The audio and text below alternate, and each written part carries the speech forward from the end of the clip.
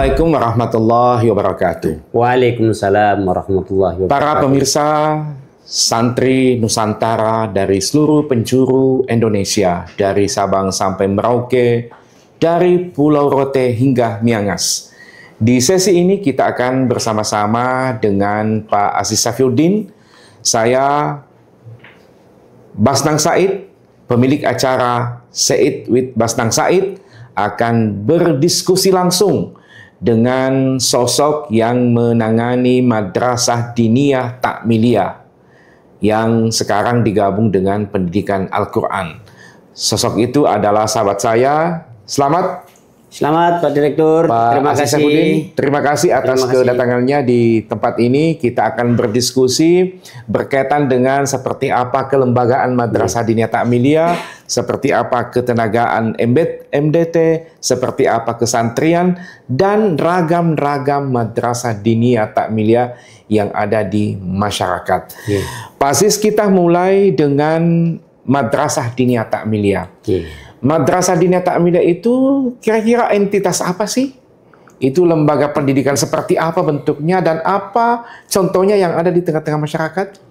Pak Kasubdit bisa menjelaskan kepada kita. Terima kasih. Assalamualaikum warahmatullahi wabarakatuh. Selamat bertemu kembali pemirsa di channel Pak Basnang Said ini. Alhamdulillah, terima kasih. Kami diberi kesempatan untuk berdiskusi atau menyampaikan beberapa hal pada kesempatan kali ini. Berbicara tentang Madrasah Diniyah Takmiliyah. Madrasah Diniyah Takmiliyah itu apa sih? Jadi ketika berbicara Madrasah Diniyah Takmiliyah itu, bahasa gampangnya Pak Direktur, pemirsa, menurut versi saya yang diberi kepercayaan diberikan tugas oleh pemerintah untuk mengelola ini, yaitu sebuah lembaga atau sistem pendidikan yang terbentuk di masyarakat sebagai bentuk wujud pengembangan sistem pembelajaran yang telah diambil masyarakat, khususnya untuk anak-anak mereka yang telah belajar Al-Quran, untuk mendapat pembelajaran lebih tinggi lagi tentang keilmuan agama. Mohon maaf, seperti contoh, anak-anak kita awal-awal itu dididik belajar ilmu Al-Quran, Pak Direktur, para pemirsa. Mereka diajar mengaji, alif, ba, terus meningkat lagi, bisa menjadi Al-Fatihah, Bismillahirrahmanirrahim, terus sampai Alif Lam Mim, terus sampai mereka itu dipelajari di Madrasah Diniyah. Bukan, Mbak, di lembaga pendidikan Al-Quran. Nah, setelah mereka ini biasanya melalui proses pembelajaran lembaga pendidikan Al-Quran itu, banyak orang tua yang ada di Indonesia membekali mereka itu untuk belajar di Madrasah Diniyah Takmiliyah. Oke, jadi MDT itu dulu namanya Sekolah Arab. Nah, betul. Saya ini alumni Sekolah Arab. Saya Sekolah Arab. Nah, jadi perlu kami sampaikan. Dulu tidak ada Takmiliyahnya. Nggak ada. Dulu hanya Madrasah Diniyah. Madrasah Sekolah dulu, Arab. Kalau saya di kampung itu namanya MDA, Madrasah Diniyah Awaliyah. Kalau di tempat saya di namanya tingkat dasar. MA, Pak. Madrasah Arab. Nah, kenapa kok disebut Madrasah Arab? Dapat kami sampaikan Bapak-bapak Ibu sekalian, pemirsa, Madrasah Arab itu tidak lain karena pengertian masyarakat, penafsiran masyarakat yang sangat sederhana, bahwa anak-anak setelah belajar Al-Quran itu diberi pembelajaran-pembelajaran tentang ilmu-ilmu agama yang basic, keilmuan dasarnya mereka yakini dari Arab. Makanya mereka dan berbahasa Arab. Seperti bagaimana beliau diajar cara dasar untuk berwudu. Beliau diajarin bagaimana rukun Islam, rukun iman, tata cara sholat, dan sebagainya. Dan itu dimulai di Madrasah Diniyah Takmiliyah. Dulu tidak ada takmiliyahnya. Nggak ada, adanya madrasah. Nah, Pak Kasubdit, jumlah MDT di Indonesia ini kira-kira ada berapa dan apa ragamnya saja? Nah, izin Pak, saya harus membuka ini, takut salah ini. Kalau salah ini kan saya bisa nih. Nah, menurut data Kementerian Agama Republik Indonesia dalam sebuah sistem pendataan yang namanya EMIS di Direktorat Jenderal Pendidikan Islam, dapat kami sampaikan untuk jumlah santri madrasah diniyah takmiliyah pada saat ini kurang lebih berjumlah 3.139.831 santri. Lembaganya? Lembaganya kurang lebih, Pak Direktur, para pemirsa, kami sampaikan jumlah lembaga Madrasah Diniyah Takmiliyah yang ada sekarang ini sejumlah 105.715 lembaga. Gurunya ustadz-ustadzahnya kurang lebih berjumlah sampai saat ini data yang ada pada kami yaitu sejumlah 426.976. Oke, luar biasa. 400 lebih, 400.000 lebih. Nah, sekarang jenjang-jenjang madrasah diniyah takmiliyah itu misalnya tingkat dasar apa namanya? Tingkat dasar namanya tingkat ula. Terus berarti anak SD.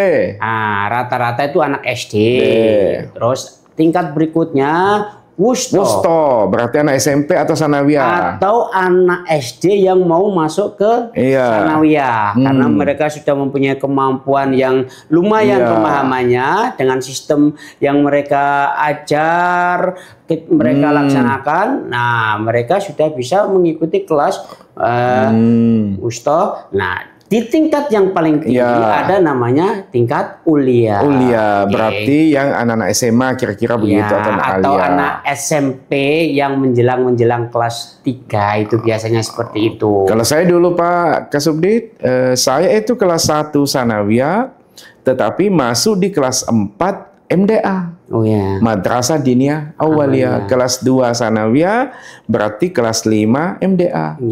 Kelas 3 sanawiyah, kelas 6 juga MDA. Jadi waktu itu di kampung itu kita tamat sanawiyah, tamat juga MDA-nya. Nah, terus Pak Kasubdit, kira-kira berkait dengan sarana prasarananya madrasah diniyah takmiliyah, berikan kepada kita gambaran itu seperti apa? Karena ini kan MDT ini kan swasta, tidak ada yang negeri kan? Pak Kasubdit? Nggak ada. Nah, gimana kira-kira? Jadi begini Pak, perlu kami sampaikan juga bahwa madrasah diniyah takmiliyah ini unik. Kenapa harus kami sampaikan unik? Karena keberadaannya bermacam-macam ragam. Jadi ada madrasah diniyah takmiliyah yang dibentuk oleh masyarakat. Ada juga madrasah diniyah takmiliyah yang diajarkan di pesantren-pesantren. Atau juga ada madrasah diniyah yang bentuk kolaborasi dengan sekolah-sekolah yang ada seperti sekarang ini, seperti SMP atau SMA. Berarti Pak Kasubdit, SMP, SMA itu bisa melaksanakan madrasah diniyah? Bisa saja Pak. Jadi ketika ustadz-ustadznya, guru-gurunya atau pengelola SMP atau SMA bisa mendapatkan informasi tentang kebutuhan murid-muridnya untuk ditambah keilmuan pemahamannya terhadap ilmu-ilmu yang diajarkan di madrasah diniyah takmiliyah itu, bisa mereka menghubungi Kementerian Agama untuk bisa diarahkan Kementerian Agama setempat. Mohon maaf, mungkin kalau misalkan di salah satu contoh Kabupaten A, mereka bisa berkonsultasi dengan pihak Kementerian Agama, menceritakan bahwa Bapak, kami mempunyai siswa sekian ratus jumlahnya, mereka sudah mempunyai keilmuan tentang ilmu-ilmu agama dan kita ingin tambah untuk pengetahuan ilmu-ilmu agamanya itu melalui sekolah dengan sistem madrasah diniyah takmiliyah, maka mohon saya dibantu untuk bisa diarahkan atau mungkin bisa bentuk atau dibuat sebuah madrasah diniyah takmiliyah. Seperti itu Pak Direktur. Oke, berarti masyarakat utamanya misalnya di sebuah kampung ada SMP, maka SMP itu sebenarnya bisa memberikan ilmu agama kepada siswa-siswinya melalui madrasah diniyah. Betul. Dan ini nanti mereka datang ke kantor Kementerian Agama Kabupaten Kota. Betul. Nah, sistem pendataannya seperti apa Pak Kasubdit? Pendataannya atau pendaftarannya mudah saja. Jadi ketika nanti sudah ada keinginan atau niatan, langsung datang ke Kementerian Agama, insya Allah nanti akan ada bimbingan dari teman-teman Kementerian Agama tentang syarat dan segala macamnya, nanti lebih mudah didiskusikan di situ. Jadi kalau secara teknis saya terangkan di sini terlalu jelimet Pak, tapi intinya kalau ada keinginan langsung datang, nanti akan diarahkan, dilihat tipologinya, kemampuan anaknya dan macam-macamnya, ya mereka bisa oh yang pas di dekat daerah ini, oh kalau daerah ini tidak ada, bisa kita bentuk seperti itu Pak Direktur.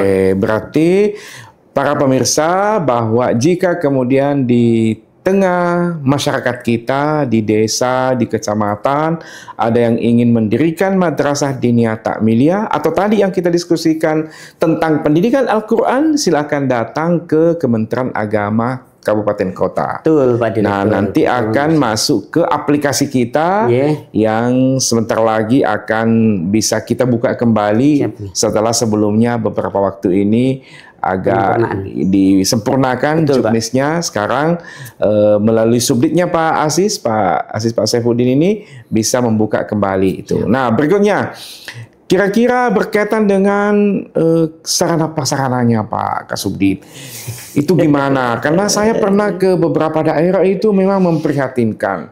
Padahal ini adalah lembaga yang berkontribusi menguatkan pengetahuan agamanya anak-anak, tapi kemudian negara belum begitu hadir.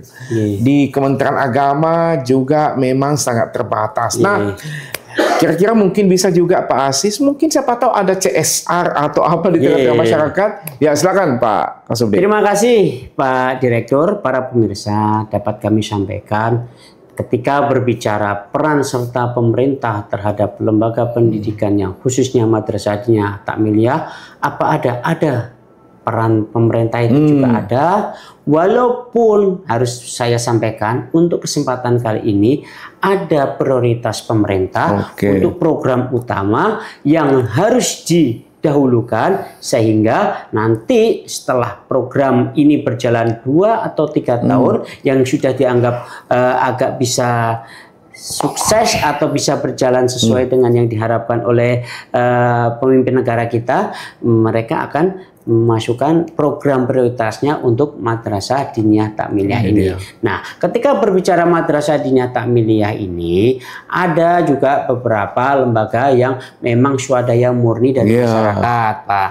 Ada yang juga pesantren menyiapkan, ada juga mereka yang mempunyai sebuah sistem pendidikan madrasah ibtidaiyah yang swasta itu, mereka dengan senang hati memakai gedungnya ketika proses belajar mengajar itu pagi sampai siang selesai sudah tidak digunakan, mereka gunakan untuk pembelajaran madrasah diniyah takmiliyah. Seperti itu Pak Direktur.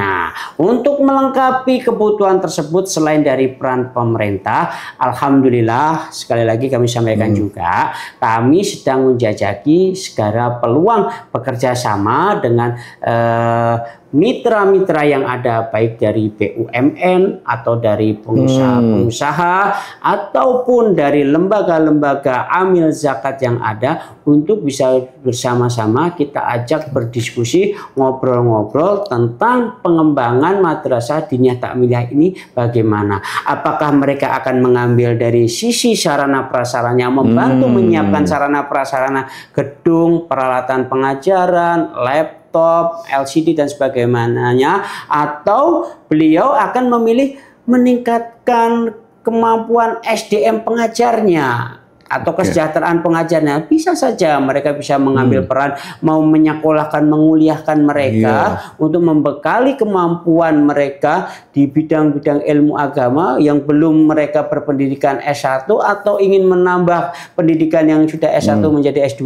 untuk dikuliahkan lagi, atau mereka punya keinginan khusus memberikan semacam afirmasi kepada santri-santri yang belajar madrasah diniyah takmiliyah dalam posisi sekarang tingkatan kelas ini, ketika nanti akan melanjutkan ke jenjang berikutnya akan memberikan beasiswa atau akan menyekolahkan atau memondokkan ke mana itu seperti itu. Ya, monggo kami. Nah, kira-kira untuk bantuan-bantuan dari Kementerian Agama, apakah ada untuk Madrasah Diniyah tahun ini? Madrasah Diniyah Takmiliyah pada tahun ini, tahun 2025, alhamdulillah pemerintah sudah menyediakan dalam rangka untuk penguatan sarana prasarana belajar mengajar. Jadi akan disiapkan laptop dan LCD untuk Madrasah Diniyah Takmiliyah untuk memperlancar usahanya memberikan pengajaran kepada santri-santri. Tapi sekali lagi mohon maaf kami sampaikan, memang harus kami jelaskan atau kami sampaikan pada kesempatan kali ini, jumlahnya memang masih terbatas. Tapi insya Allah kelak ke depan atau dan seterusnya kami akan tetap berusaha, jika memang anggaran pemerintah baru terbatas jumlahnya seperti itu, kami saat ini yang diberikan tugas oleh pemerintah akan berupaya menambah jumlah yang ada itu untuk menjadi berjumlah berkali-kali lipat dari sumber penganggaran yang berbeda atau di luar APBN yang diskemakan oleh pemerintah. Oke, Pak Direktur. Harapan Pak Aziz kepada siapapun, mungkin kepada negara, kepada BUMN, BUMD, dan kepada umat Islam secara keseluruhan atau siapapun yang ini berkontribusi untuk Madrasah Diniyah, silakan. Terima kasih. Harapan saya sebagai orang yang diberikan kepercayaan mengelola Madrasah Diniyah Takmiliyah dan lembaga pendidikan Al-Quran yang kurang lebih jumlah santrinya hampir sekitar 6 juta kalau digabung, dan jumlah lembaganya kalau digabung hampir sejumlah 300.000 lembaga pendidikan Al-Quran dan Madrasah Diniyah, dan ketika digabung jumlah ustadznya hampir 900.000 lebih jumlah ustadz-ustadznya, itu berpesan atau menghimbau kepada semua pihak terutama di pemerintah untuk bisa memberikan alokasi porsi penganggaran yang lebih lagi kepada lembaga pendidikan Al-Quran dan Madrasah Diniyah Takmiliyah untuk kemajuan bangsa dan negara ini. Karena sejatinya bapak-bapak, ibu-ibu, para pemirsa, ketika orang-orang tersebut mempunyai pemahaman keagamaan sejak dini, diberikan pembelajaran, pengertian, pembelajaran ilmu agama, ilmu Al-Quran dengan baik dan benar, insya Allah hasil yang akan dicapai atau hasil yang akan dirasakan pemerintah itu adalah mereka akan mendapatkan hasil kader-kader bangsa ini yang kompeten di bidang ilmu Al-Quran, ilmu-ilmu Madrasah Diniyah Takmiliyah, baik fikih, ulumul hadis, ulumul Quran dan segala macamnya, yang mempunyai rasa cinta tinggi, rasa memiliki, rasa menghormati kepada bangsa dan negara, dan khususnya kepada pemimpin negara Kesatuan Republik Indonesia. Nah, selain itu, bapak-bapak, ibu-ibu, lembaga di pemerintah daerah, Pemda, kalau berkenan atau mempunyai keinginan untuk menganggarkan anggaran untuk kebutuhan lembaga pendidikan Al-Quran dan Madrasah Diniyah Takmiliyah, kami akan sangat senang sekali dan kami sampaikan terima kasih yang sebesar-besarnya, karena atas peran bapak-bapak ibu insya Allah akan bermanfaat dunia dan akhirat, dan akan membuat kemajuan lembaga pendidikan Al-Quran, Madrasah Diniyah Takmiliyah, dan membuat negara Kesatuan Republik Indonesia lebih aman, lebih tentram, dan lebih bermartabat. Oke. Baik, terima kasih Pak Kasubdit Madrasah Diniyah Takmiliyah dan Pendidikan Al-Quran. Demikian sesi kita pada siang hari ini, bahwa Madrasah Diniyah Takmiliyah adalah entitas pendidikan non-formal yang telah lama hadir di Indonesia dan telah berkontribusi nyata memperbaiki akhlaknya anak-anak kita. Dan yang paling penting adalah mereka membuat anak-anak kita bisa lebih memahami ajaran agamanya. Demikian sesi kita pada hari ini, semoga manfaat. Saya pemandu acara Said with Basnang Said. Wallahu muwaffiq ila aqwamit thoriq. Assalamualaikum warahmatullahi wabarakatuh.